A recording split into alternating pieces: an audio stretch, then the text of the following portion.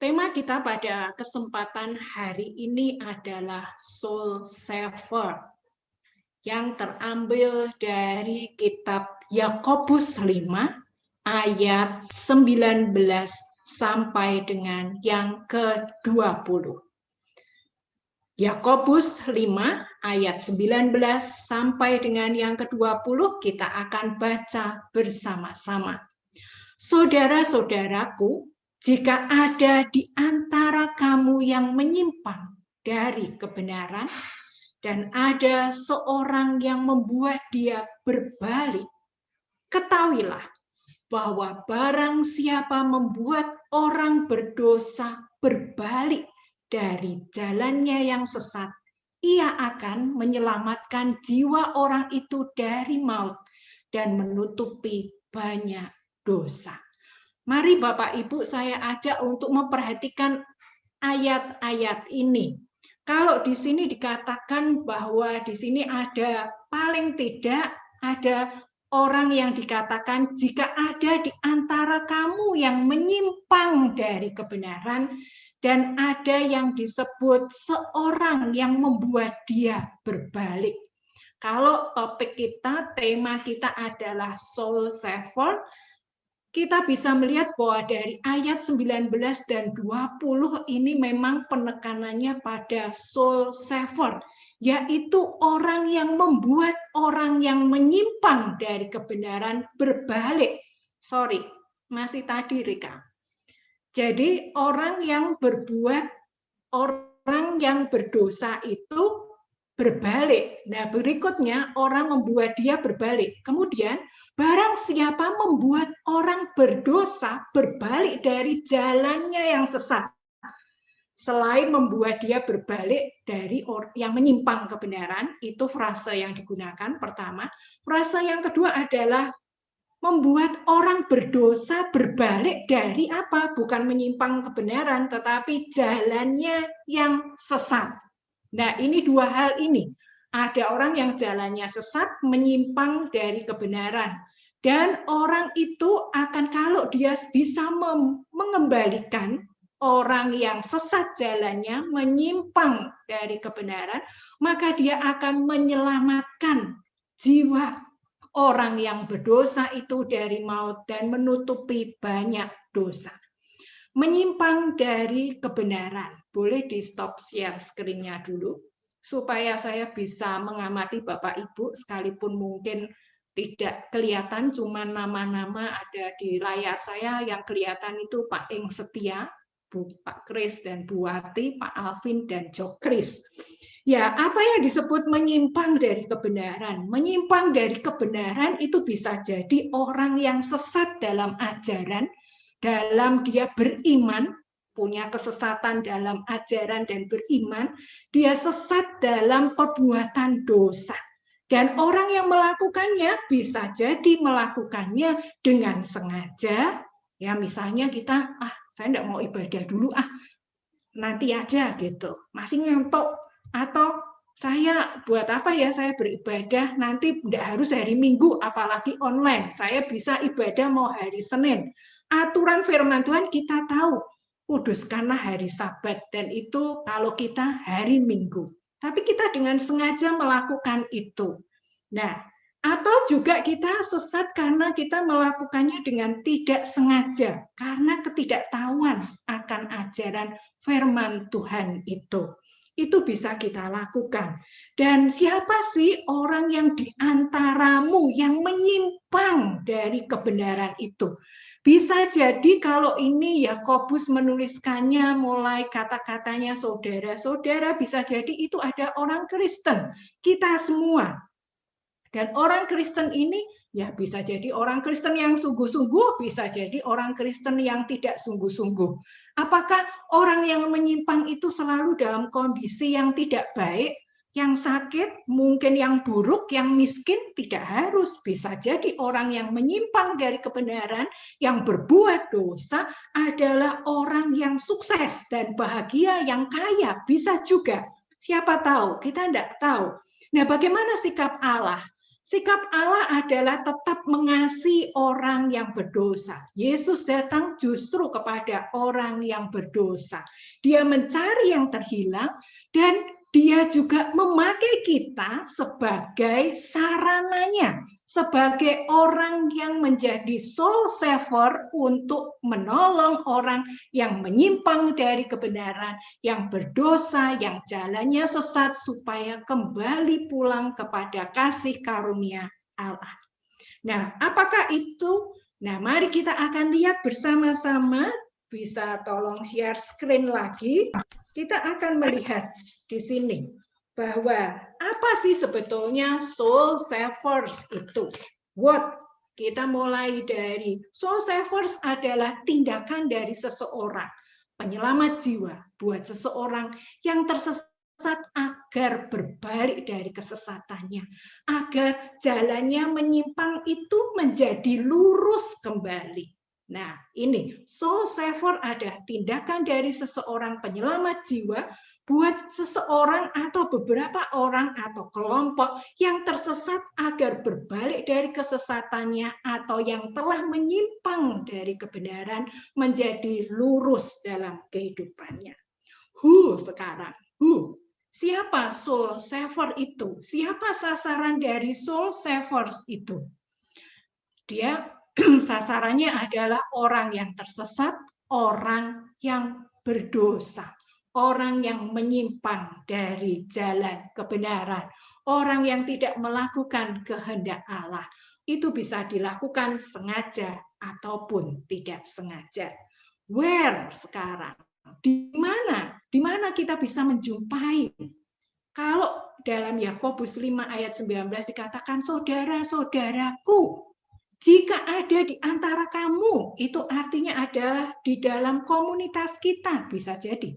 Komunitas ini bisa jadi komunitas gereja, bisa jadi komunitas keluarga kita, komunitas pekerjaan kita. Nah, kita bisa menjadi soul saver dalam komunitas orang percaya, di keluarga kita, maupun di dalam lingkungan pekerjaan kita. Tapi dalam konteks dari Yakobus 5 ayat 19 ini kita melihat bahwa ini ada dalam komunitas orang percaya. Karena Yakobus menerangkan bahwa dia sebagai hamba Tuhan yang menulis surat kepada 12 suku di perantauan. Artinya kalau itu ditafsirkan, ya diperuntukkan untuk orang-orang Kristen dimanapun dia berada. Nah, kapan Bapak Ibu? When? Kapan waktunya menjadi soul savers? Mungkin sekarang waktunya. Ketika soul saver melihat seseorang yang perlu ditolong, diselamatkan jiwanya. Ini bukan jadi tugas penatua diaken, bukan hanya tugas majelis gereja, bukan hanya tugas hamba Tuhan, pendeta, gembala, pengurus, tapi ini juga merupakan tugas kita bersama sebagai orang Kristen di mana kita berkomunitas bersama. Why? Kenapa? Kenapa kita mesti jadi soul savers? Jelas tujuannya adalah meneladani Kristus. Kita tahu bagaimana kehidupan Kristus ketika masih hidup. Dia melakukan sebagai soul saver. Dengan cara apa? Dia berkeliling mengajar, memberitakan kerajaan Allah, kerajaan surga yang sudah dekat. Kita bisa meneladani apa yang dilakukan oleh Yesus.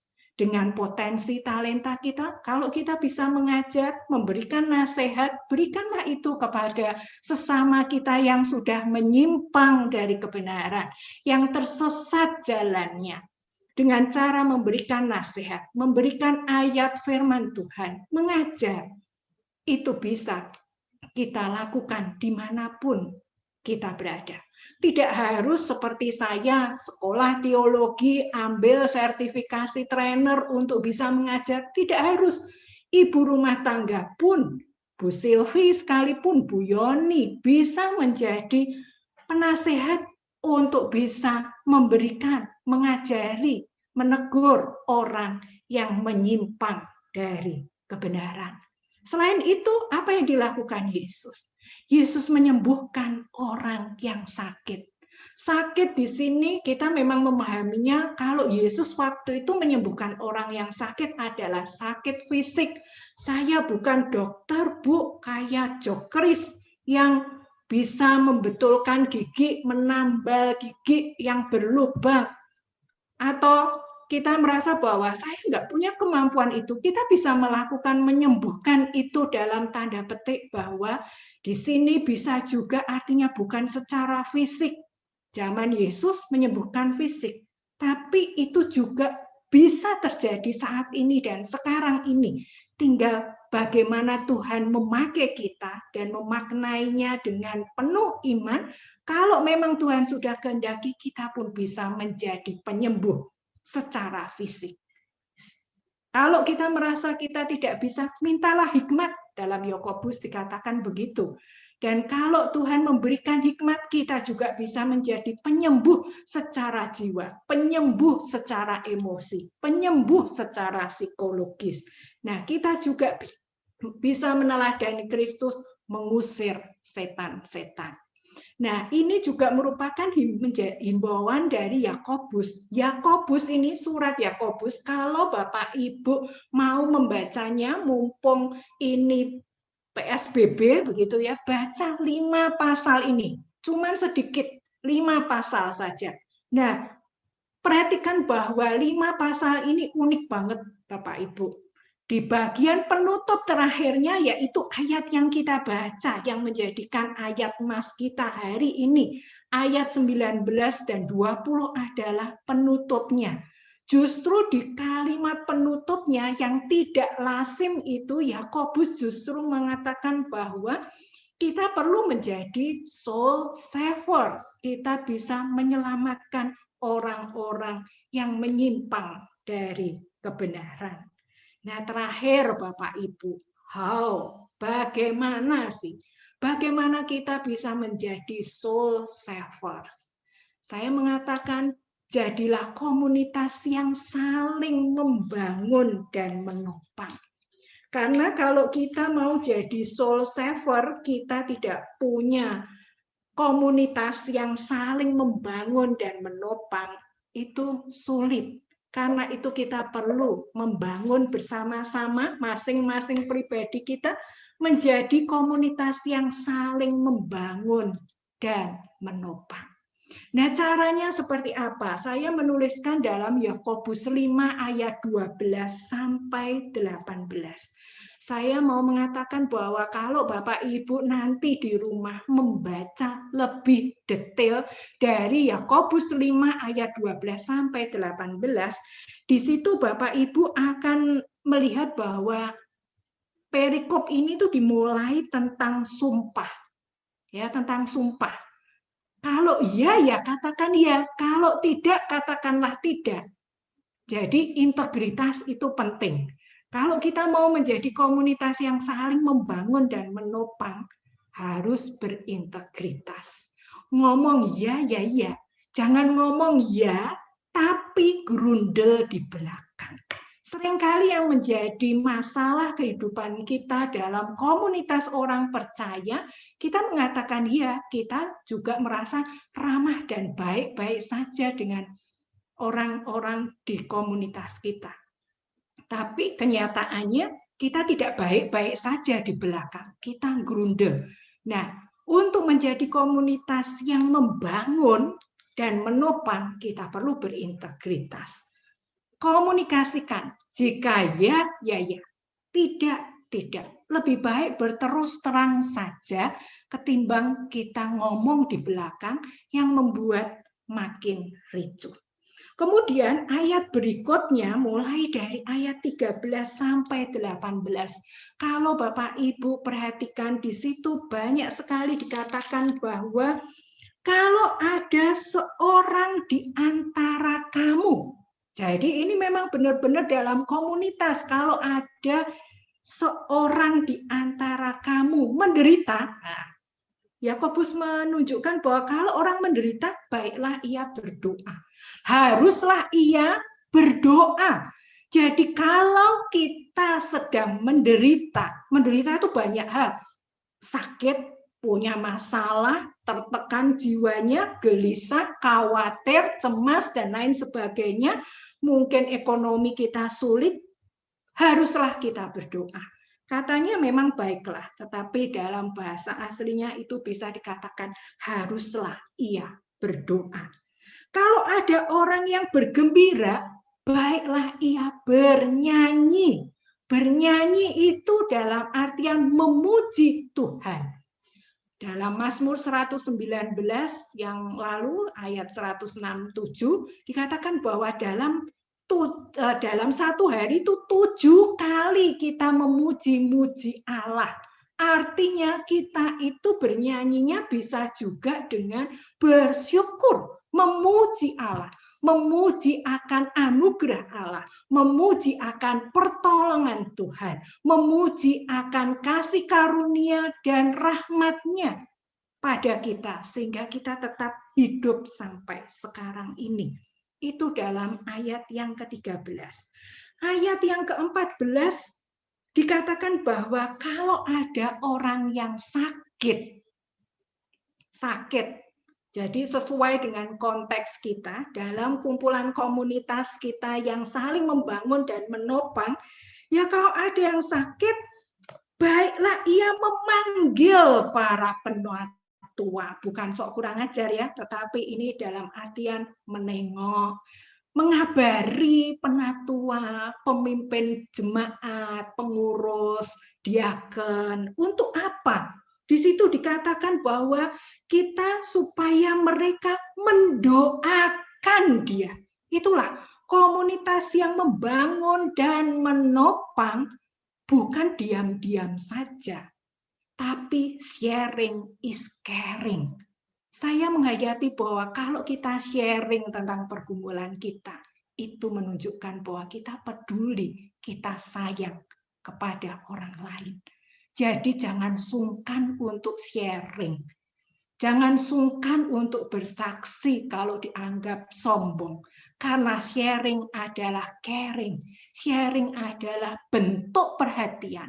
Bentuk upaya kita untuk menyatakan bahwa saya sudah diberi gift, hadiah, diberi hidup oleh Tuhan. Saya mau bagikan gift itu, pemberian itu, hadiah itu dengan apa? Sharing kepada orang lain. Pada saat kita menderita, pada saat kita bergembira, pada saat kita sakit. Dalam ayat 14, kalau sakit apa? Supaya didoakan dan mengoleskan minyak. Luar biasa dikatakan bahwa mengoleskan minyak. Di situ dikatakan bahwa kalau mengoleskan minyak, ya, dalam nama Tuhan, kalau di Katolik itu biasanya saya ingat waktu mami saya mau meninggal, dia sudah siap-siap itu. Dia tahu kalau anak-anaknya itu Kristen, tidak ada yang Katolik. Jadi dia sudah datang ke Romo dulu. Dia minta peminyakan untuk persiapan kalau Tuhan panggil. Nah, tapi kalau di sini saya lebih melihatnya bahwa mengoleskan minyak di sini adalah minyak yang bisa menyembuhkan. Nah, minyak yang bisa menyembuhkan itu bisa zaitun, ya, apapun ya, minyak itu sesuatu yang ternyata natural, tapi bisa membantu kita juga, apalagi di masa pandemi ini. Saya bisa tahu tentang yang living itu, ya, sorry menyebut merek, minyak, ya, minyak oils itu pertama kali itu dari Risma. Risma memberikan saya 2 minyak, lavender dan peppermint.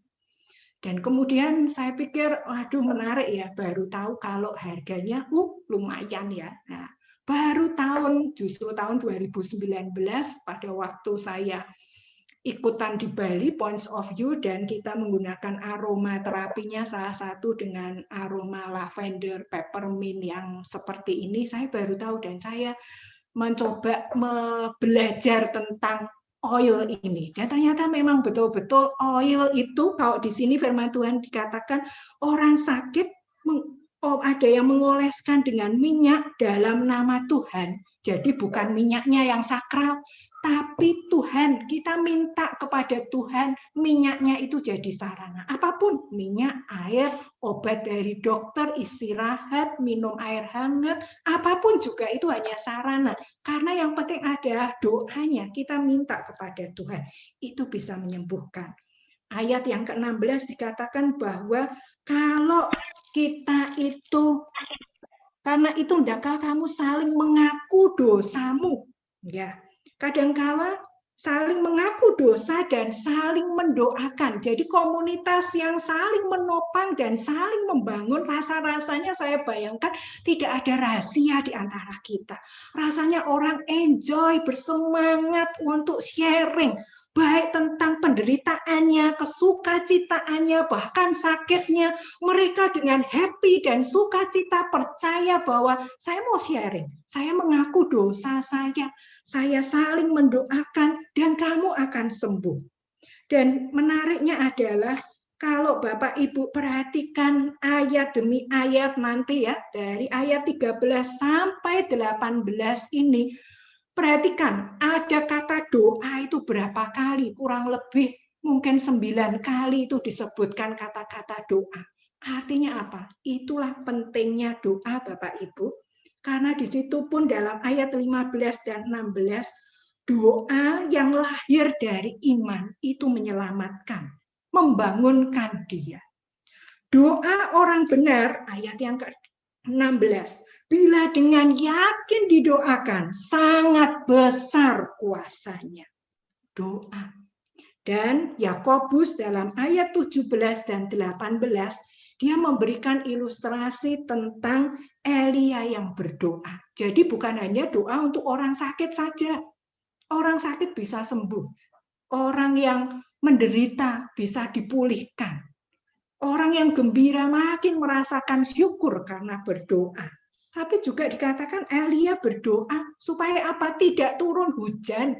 Dan hujan tidak turun 3 tahun 6 bulan. 3,5 tahun. Lama banget gitu. Itu bisa terjadi karena doa. Lalu dia doa lagi, tambah doa lagi, supaya langit menurunkan hujan, bumi pun mengeluarkan buah. Artinya, kalau ada hujan, tumbuh-tumbuhan subur, tanaman bisa berbunga dan berbuah lebat. Menarik bahwa doa ini kalau Bapak Ibu memperhatikan, ada langit yang menurunkan hujan, bumi pun mengeluarkan buahnya. Artinya ada keselarasan.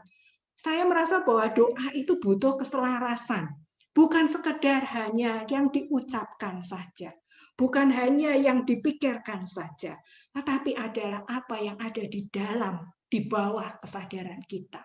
Kadang-kala doa itu tidak berhasil karena kita tidak inline.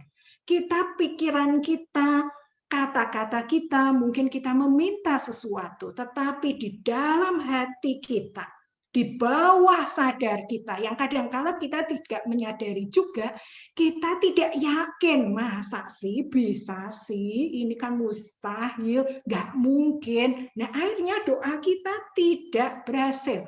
Karena dikatakan dalam ayat 15, doa yang lahir dari iman itu menyelamatkan. Dan doa orang benar, bila yakin didoakan inline antara pikiran, antara perasaan, antara kata-kata, dan antara bawah sadar, di bawah sadar, itu inline, itu akan besar kuasanya. Bapak Ibu, saya mau mengatakan bahwa ada penelitian mengatakan bahwa kalau virus itu punya getaran frekuensi, kurang lebih adalah 5,5 Hz. Dan virus itu akan mati di atas 25,5 Hz. Saya nggak tahu juga ya, karena itu untuk manusia dengan getaran yang tinggi, infeksi itu akan segera pulih, hilang dengan sendirinya. Imun tubuh kita makin baik kalau kita memiliki getaran yang positif.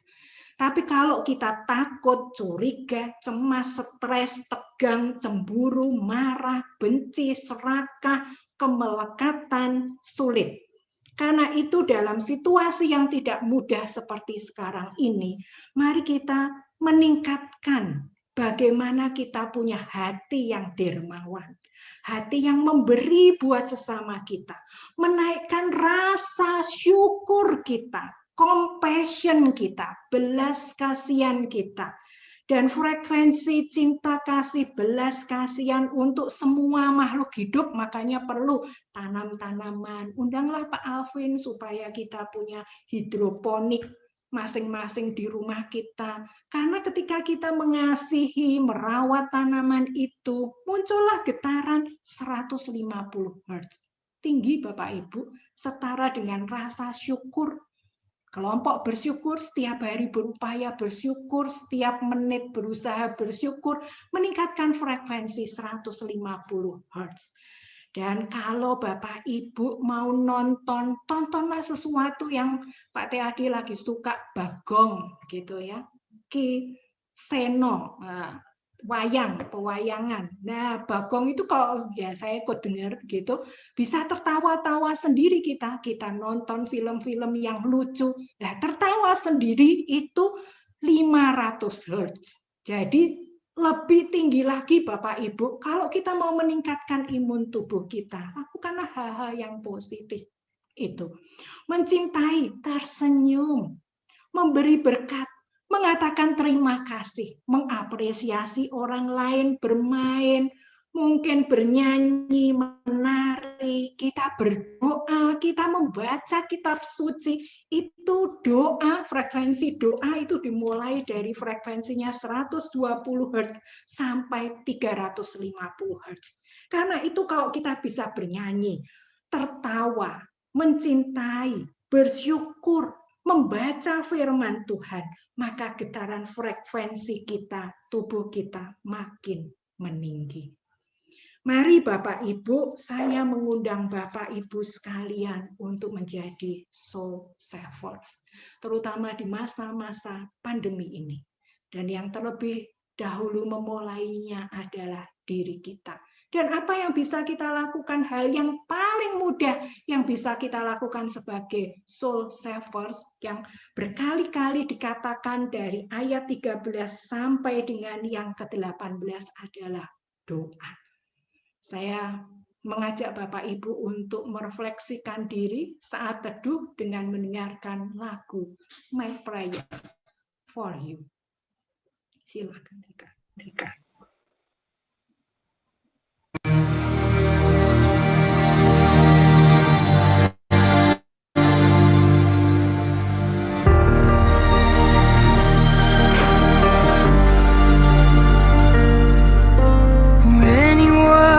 Prayed 1,000 prayers